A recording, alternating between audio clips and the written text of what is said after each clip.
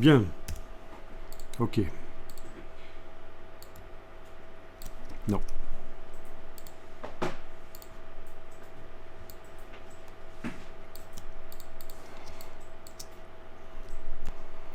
Alors, je vais retourner dans l'édition du motif, donc rien n'est sélectionné.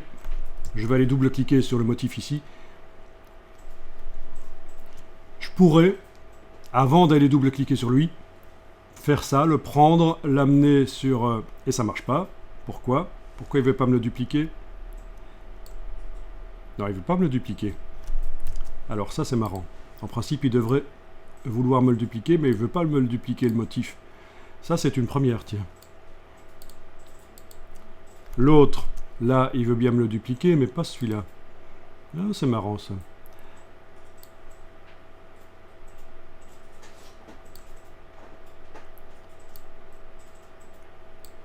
Ok, là, il veut bien. Il y avait un petit bug. Donc, j'ai amené ça sur l'icône à gauche de la corbeille. Et j'ai la copie ici. Donc, le motif qui est utilisé par la forme là, si je la sélectionne, c'est bien celui qui est encadré et il n'est pas encadré. Super. De pire en pire, c'est pas grave. Je désélectionne la forme et je vais aller double-cliquer sur le motif. En tout cas, voilà, j'ai gardé une copie au cas où. Pour... Non, ça marche pas non plus. Il faut insister. Moi, j'ai dû activer un autre motif et revenir sur celui-là pour que ça marche.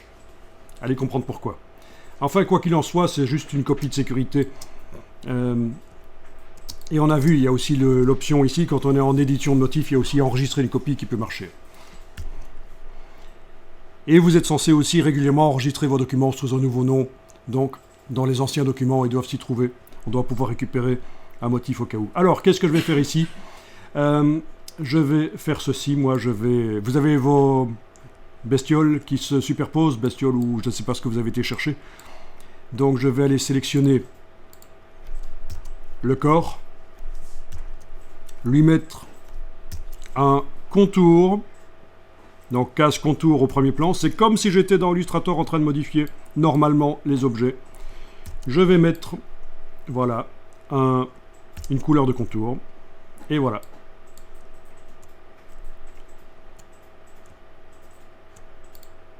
Alors le contour, est-ce qu'on le met à l'extérieur, à l'intérieur? Quelle est son épaisseur? Bon, peu importe ici. En tout cas, ce qui est intéressant, c'est que maintenant, vous allez pouvoir gérer la manière dont les répétitions du motif se superposent. Ce serait quand même mieux que la tête de l'oiseau soit devant les pattes de celui qui est derrière. Et ça, c'est avec ceci, en fait. Les chevauchements. Vous pouvez tester les chevauchements. Voilà. Il y a aussi les chevauchements dans l'autre sens. Hein. Gauche-droite, haut-bas. Très intéressant, ça.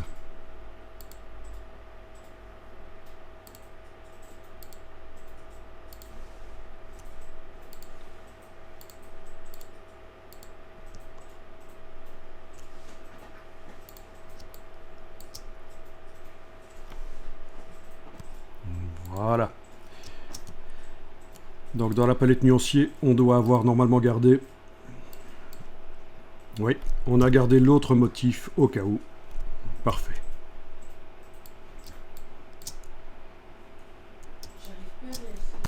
Ça c'est étonnant. Vous n'arrivez plus à resélectionner le cadre bleu, mais il faut activer l'icône ici en fait. Hein.